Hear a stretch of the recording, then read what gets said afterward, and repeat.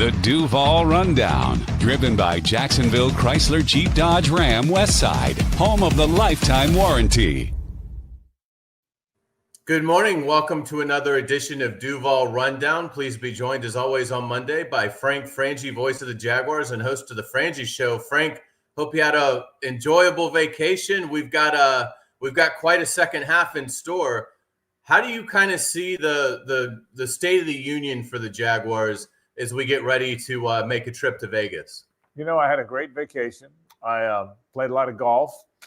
Played golf with the EVP one day, so I could kind of pick his brain a little bit. I had a good time off, and I like where I think they are.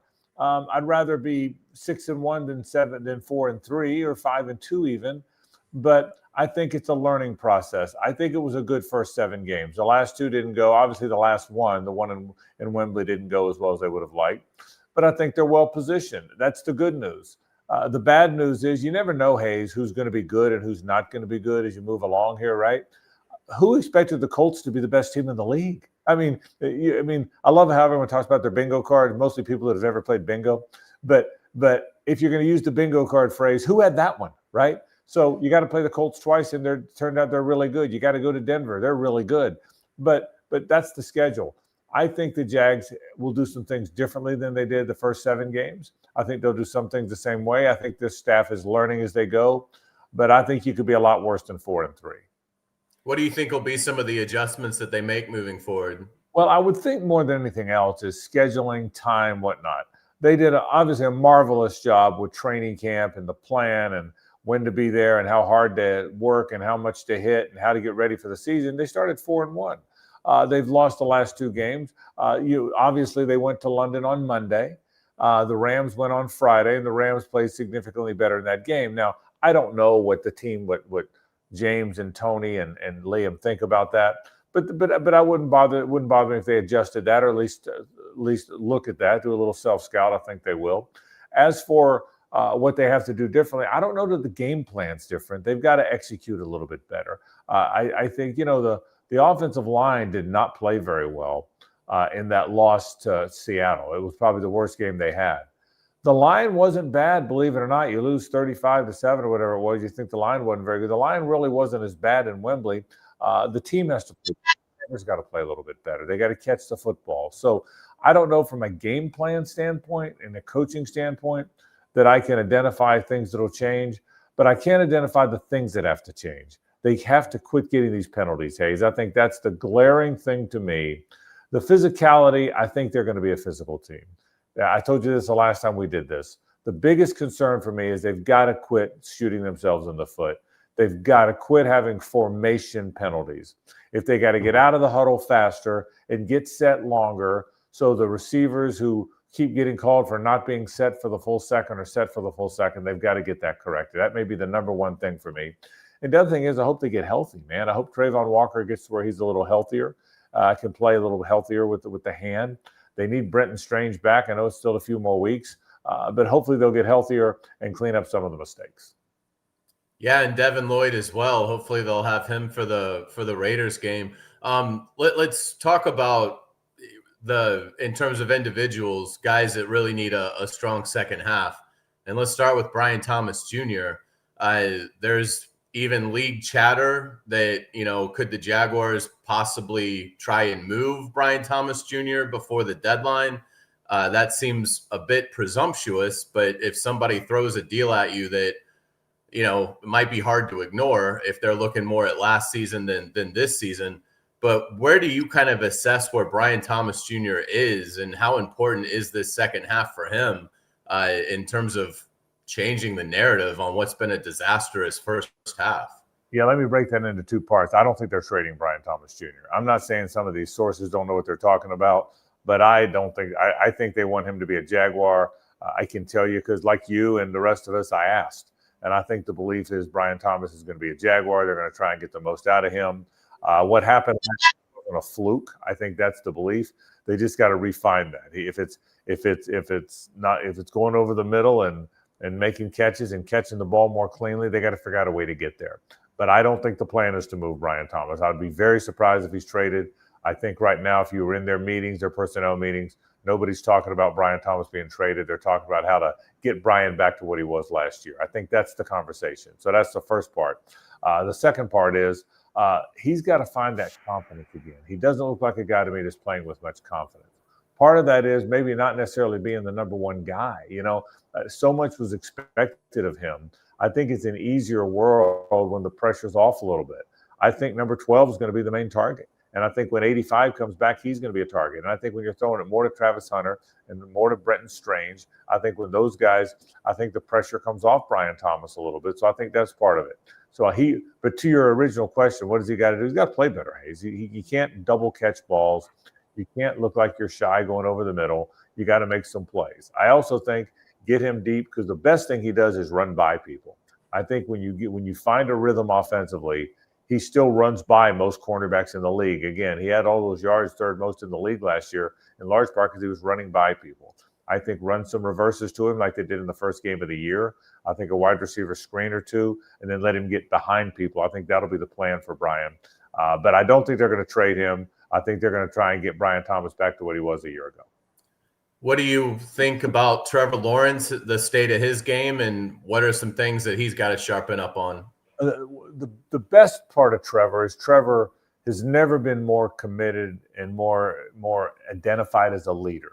He's really stepped up. I can tell you, they will all tell you that maturity has happened. He's always been a good dude. Trevor's a good dude.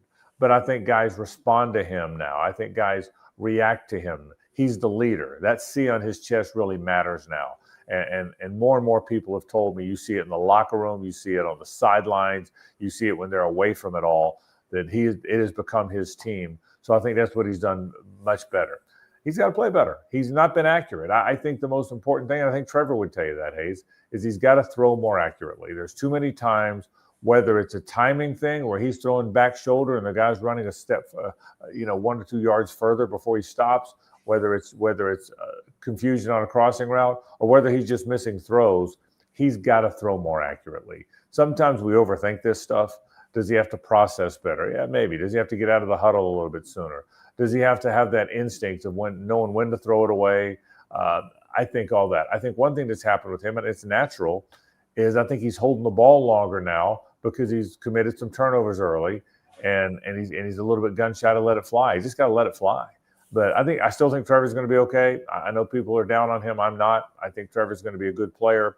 I think he's going to be worth the money at some point. I really believe that. But he's got to play better. And I think the most important thing, Hayes, he has to be more accurate. You've got to, in this league, you can't miss the open guy. Nobody misses the open guy in this league, not the good ones. And that's what he's got to do better, is be more accurate as a passer.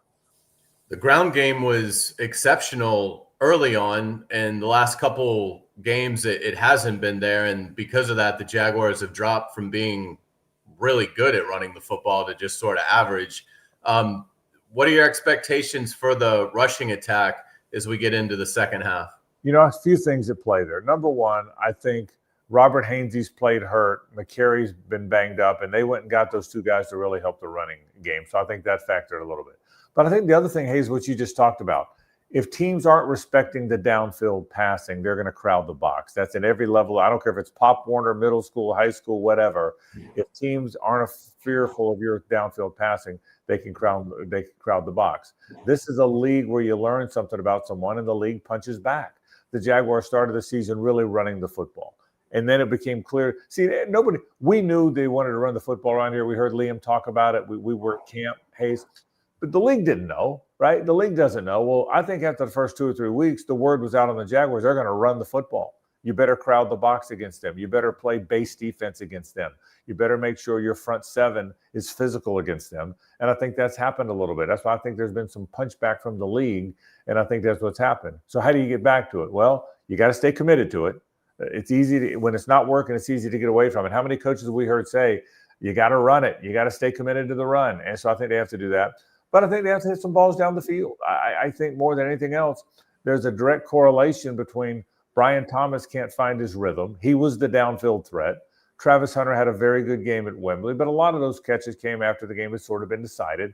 But I think once he becomes the downfield threat, once Brian Thomas Jr. starts getting balls down the field, then I think the box loosens up a little. One other thing is Brenton Strange, in addition to being a really good receiver, Man, he's a great blocker, Hayes. He's by far the best blocking tight end they have, as well as the best overall tight end they have, and they've lost him. So McCary playing hurt a little bit.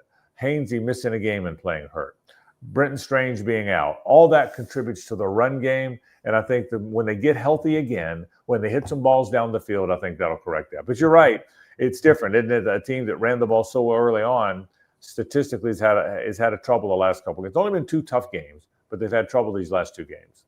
Let's look at the Jaguar defense. Do you think they'll be able to get back to taking the ball away at such an elite level? Geno Smith, you would think Sunday in Las Vegas presents a pretty big opportunity. He has been awful for Las Vegas so far this season. Tons of picks. There's transition. There's transition and injury, and you have to figure that out. Again, the league punches back, right? They're never going to take it away at the rate they were. You're never going to get 3 a game every game. That's not going to happen. They've got to figure out the injury front. They got to figure out if they're hurt at safety, what do they do there? They've got to remember now they got a brand new corner. They've changed. Tyson Campbell was the main part of their team, and he's gone now. Greg Newsome has to play. Greg Newsome is a better find the ball guy than Tyson, so you think that would add to some takeaways. But Tyson's a big physical cornerback, so they got to make sure they get that out of Newsome too. They got to figure out how healthy they are at safety. I'll tell you what would help. The more than anything else, I think the tackles have to play better. That's the biggest for me. On the whole team, Hayes, the biggest area of concern for me is that tackle position. That's a group that has to play better. People say, why does Josh Hines-Allen not have good numbers this year? He doesn't even have a 1 sack, a half sack. Well, his opposite number, Trayvon Walker's had to play with a club, so he's not as effective. And you got to get some push. If you see a good pass rusher, I don't care who it is. I don't care who it is. If you look at the best pass rushers in the game, the best exterior pass rushers in the game, T.J. Watt, whoever, Myles Garrett, whoever, they're getting some help in the middle. They're getting some help at the tackle spot. They're getting some push where guards and centers, you have to help on them a little bit. The Jags defensive tackles have to play better. They have to get more for those tackles to make those elite ends, and I still believe they are elite ends, have elite numbers. So to get the takeaways, pass rush has to get better. Boy, it would help to have Devin Lloyd back on the field. Boy, it would help. Greg Newsome's got to step up and make some plays. He just got here, by the way, in fairness. So I think they'll have some takeaways. I don't think they're ever going to get back to 3 every game. I don't think any team can do that. Yeah, it's crazy in regards to Josh Hines-Allen only having a half a sack. There are over 250 players currently in the NFL that have 1 sack or more. Just stunning that Josh Hines-Allen is not in that group of 250 players. And yeah, a lot of things contribute to it. But, I mean, that number is got to get going. I mean, come on. I mean, he's on pace for, basically like a sack and a half. What do you think is a fair expectation for Josh Hines-Allen in the second half? Well, think about it for a second too. I've thought about that a lot too. You and I know we went to camp every day, right? We've seen him play his whole career. Josh Allen, who had 17 and a half sacks 2 years ago, and certainly was a factor last year. The coaches say he's playing well. He's not getting the numbers, but he's affecting plays. You and I know he didn't forget how to play, right? I mean, at some point it becomes common sense. Josh Hines-Allen didn't forget how to rush the passer. I think when you're not getting much help from the tackles, when your opposite number is having to play with a club, which makes you a totally different player, when you don't have great depth at that position, it sounds like I'm making excuses. I'm not trying to. I'm just telling you what I really think. Hayes, when you have all that going on, then it sure is easy to give a guy a lot of attention. You can chip him, you can run away from him, you can double him, and I don't see cut ups, so I don't know how much all that's going on. But what I do know is Josh Hines-Allen didn't forget how to play. Everywhere else on that line, Trayvon with his club hand, the backups who were just okay. DeJuan Smoot's had some good moments, but it's not a great group of backups. We know that. The defensive tackles, they're desperately trying to find somebody. Devon Hamilton is trying hard, but he's not what he was a couple years ago. He's at the twilight of his career. Mason Smith hasn't evolved. We hope it happens, but he hasn't played very well. That's reality. So that's the one position they weren't able to find in free agency or the draft. So Those guys don't play better. It's easy for offensive lines, offensive game players. By the way, these guys calling plays are smart in the NFL, right? Andy Reid's pretty smart. Kyle Shanahan's pretty smart. Sean McVay's pretty smart. That's the last three coaches they've gone against, by the way, are Kyle Shanahan, Andy Reid, and Sean McVay. I'd say they're pretty good play callers. They're pretty good game plan designers. And it's pretty easy to design a game planner against one pass rusher when you don't have a lot else at those other defensive line spots. Again, it sounds like I'm making excuses. I'm not. As for expectations, I don't think he's going to finish with 1.5 sacks. But I think he's going to finish with 5, 6, or 7, not 12, 13, or 14. And that's a shame. He's got to get some help from those other guys. I really believe that. Jacob Simon's making it all happen on Duval Rundown. We certainly appreciate Jacob's help. Jacob, let's say hello to our sponsor, please. I'm Rick Ballou, Jacksonville Chrysler Jeep Dodge Ram Westside, proud partner of the Jaguars. Drive with confidence. Every new vehicle comes with our exclusive lifetime warranty. 7030 Commonwealth Avenue or online at jackswest.com. All right, Frank, let's have some fun here on the last few minutes of Duval Rundown, and let's make some picks for the rest of the season. Jaguars 4-3. They are currently in the playoffs right now. If the Chiefs win tonight, and they probably will, then the Chiefs will move a half a game ahead of the Jaguars, and the Jaguars will get bumped out. The Jags are currently the 7th seed. They do have the tiebreaker over the Chiefs, but if the Chiefs win tonight, they'd move a half a game ahead of the Jaguars, something to keep an eye on tonight. But let's go through it. To your point, the Jaguars find themselves in excellent position to make a run at this thing going into the finale here. Let's start in Vegas. Do you have the Jaguars winning or losing against the Raiders? Well, first of all, Hayes, I'm going to the glasses because that makes me smarter. Okay. Yeah. You need smart, Frank. That's my trick. Yeah. So I'm that way, Hayes. I got this. So I'm going to pull up the schedule. I think they're going to beat the Raiders. Two things. I don't think the Raiders are very good. But I think the Jags needed this off week. You know, I mean, I've said this before. There were so many intense storylines. The minute last year ended, Doug Peterson got fired, storyline. Trent Baalke doesn't get fired, storyline. Then Trent Baalke does get fired, storyline. Then Liam and then Tony and then James all get hired at different times. Then they trade up for Travis. Yeah, and then an intense physical camp. This team needed a break, man. I'm glad he kind of gave them the week off or a lot of the days. This team needed a break. So I think they'll come out of the gate playing better is my point about this. So I think they're going to play better against the Raiders. I think they're going to win that game. I think they're going to be 5-3, and I think everyone's going to be able to breathe a little bit. Then they go to Houston. Houston got a nice win yesterday over the 49ers. Are the Texans starting to find themselves? And what do you think about Jaguars going to Houston in a couple of weeks? It's a tough game. I think it's a tough game for them. I think the Texans are better than they were playing. They've proven that the last 2 years. They looked good against the 49ers. For those that they won the game, but beyond that, they looked good. They looked more. C.J. Stroud looked more like himself in that game. I think that's a tough game for him. Again, if we're going wins and losses all the way down here, I probably would have that as a loss. It's a road game. This team hasn't played well at Houston very often. I think that's a tough game for them. Okay, so 5-4 with the Chargers coming to town. I think they're going to win the game. I think they're going to beat the Chargers. The Chargers are up and down.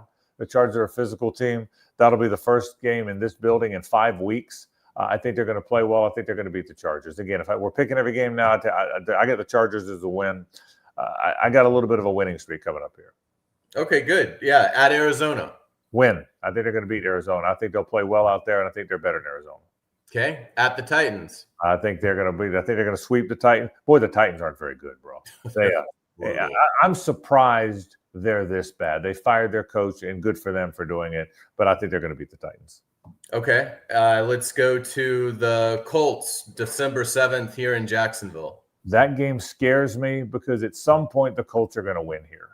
Okay, at some point the Colts are going to win here. They're not going to go the next 20 years and never win in Jacksonville. So that game scares me a little bit. I don't know where I am on that one. I'm torn on that. If you're going to make me make a prediction, they'll probably split, wouldn't you think? Regardless, maybe it would be one of those ironic years where like the Colts win here, but then the Jaguars beat them in Indy, kind of thing. I will take a split. Here's what I'll tell you. Rather than go game by game, here's what I'll tell you. I think they're going to beat the Jets. I don't think they're going to beat Denver. I think they're going to win against Tennessee here. So all it comes down to is those two. So 11-6. Yeah, it comes down That's to what I think. I think there's no reason this team can't go 11-6. And I think that's who they are. Now, do they? I'd be surprised if they don't. I'd be surprised if they land at 8 or 9 wins. Okay, I'd be surprised if they land at 12 wins. So I think somewhere in there, that 10 or 11 stretch, 9, 10, or 11 is where they'll be. If they don't get after starting 4-1, if they don't get to 10 with the Jets on the schedule, with 2 Titans games on the schedule, I'd be surprised. All right, so let's assume, just for the sake of this conversation, because I like this. Let's assume they win this week because they're energized, they're recharged. The Raiders aren't good. Let's assume they get to 5 wins, okay, for the sake of our conversation. After that, there's 2 Tennessee games. There's a Jets game that I think we're all convinced they're winning. Is that it's safe? That gets you to 8. Right. We're all convinced they're at 8, right? I'd be surprised if they can't find 2 more wins somewhere along the line. So if it's not at least 10 or 11, I'd be a little bit surprised. I really would. Hey, so yeah, I'm with you. 10 wins, 11 wins, somewhere thereabouts. I don't know that they're going to win the division because I give the Colts credit. The Colts I think the Colts are the most surprising story in the NFL. Not just it's going to get interesting now because I mean, again, they played the Titans yesterday. Like we keep saying it, like the Colts won and they look great, but somehow they're always playing an atrocious team for the most part. You know, they beat Denver, but Denver should have won the game. I mean, Denver gets called for leverage on a walk-off field goal attempt, so the Colts get to try it again. So it feels like it still feels to me like when you look at the Colts' remaining schedule that a reality check is coming. But to their credit, I mean, they've been fantastic and they are killing these bad teams. So, we'll see. I'll say you're right. They had a relatively weak schedule to start the season. I would agree with that. But this is a team that has scored 38 points or more 4 times, or they've scored 38 points 1, 2, 3, 4 times. They've scored over 30 points 6 times. If you're north of 30 6 times in your first 8 games, I don't care who you're playing in this league.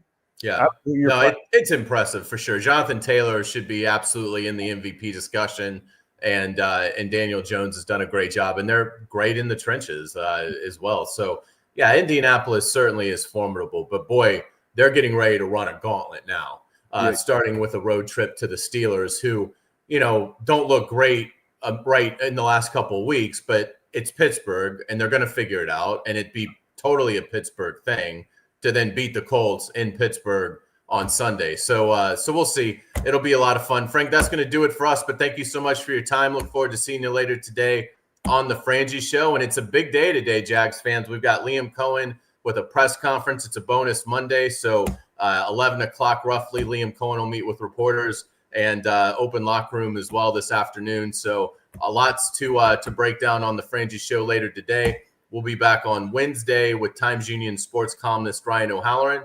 That's going to do it for us. Have a great day, and we will look forward to seeing you on Wednesday. Thanks so much.